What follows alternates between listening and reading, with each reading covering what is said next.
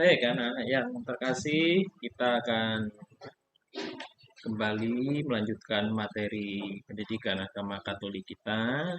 Hari ini kita akan membahas tema mengenai tradisi. Ya. Nah, apa itu tradisi? Menurut Kamus Besar Bahasa Indonesia, ini tradisi itu adalah segala sesuatu, bisa adat, bisa kepercayaan, kebiasaan, atau ajaran yang secara turun-temurun diwariskan dari nenek moyang kita. Maka setiap masyarakat memiliki tradisi sendiri-sendiri. Di tradisi itu turun-temurun dari nenek moyang kita, ya. Dan biasanya setiap masyarakat, setiap suku tertentu itu punya tradisi-tradisi yang berbeda.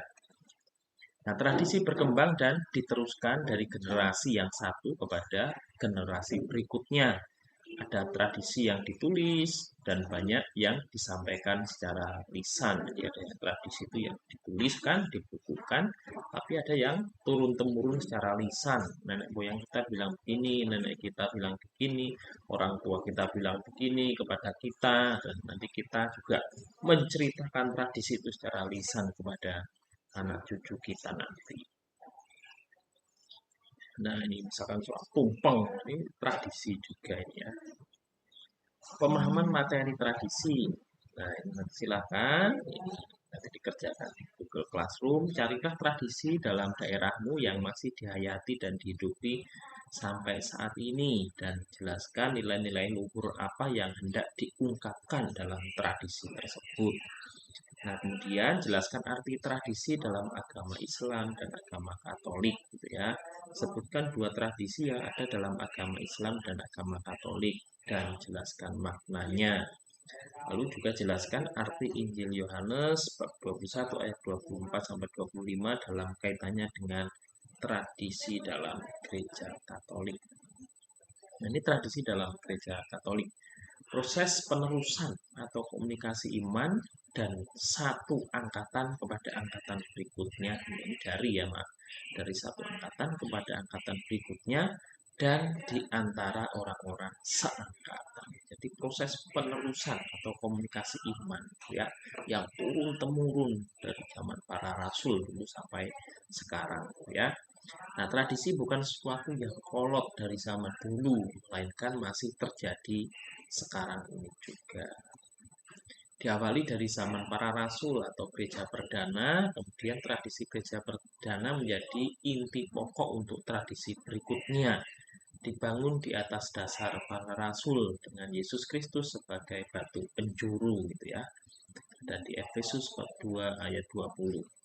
Sebagian dari tradisi itu kemudian ditulis yang sekarang kita kenal dengan sebutan KSPB ya, Kitab Suci Perjanjian Baru. Jadi tradisi itu kemudian ditulis gitu ya. Tradisi dalam kitab suci itu saling berhubungan. Tradisi mempunyai titik beratnya dalam kitab suci.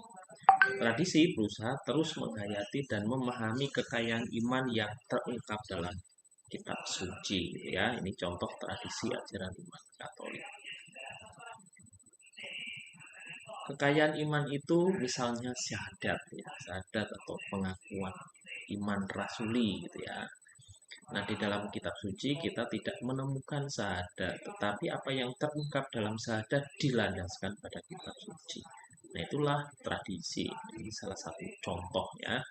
Jadi tidak semuanya itu dituliskan dalam kitab suci, tetapi apa yang menjadi tradisi itu dasarnya harus ada dalam kitab suci gitu ya. Kitab suci dan tradisi merupakan tolak ukur iman gereja. Berarti iman gereja baik secara keseluruhan, iman objektif maupun iman dalam arti sikap masing-masing orang ya orang ini iman subjektif diukur sekebenarannya oleh kitab suci bersama tradisi ya. Di kitab suci dan tradisi merupakan tolak ukur iman gereja gitu ya. Ini sesuai nggak dengan kitab suci dan tradisi gereja. Nah, itu materi untuk hari ini, anak-anak. Sekali lagi untuk tugas ini nanti silahkan dikerjakan di Google Classroom ya, di Classroom dan dikumpulkan seperti biasa nanti sampai akhir jam pembelajaran itu paling lambat pengumpulan. Demikian anak-anak untuk materi hari ini tentang tradisi. Semoga sehat-sehat selalu dan selamat belajar. Tuhan memberkati.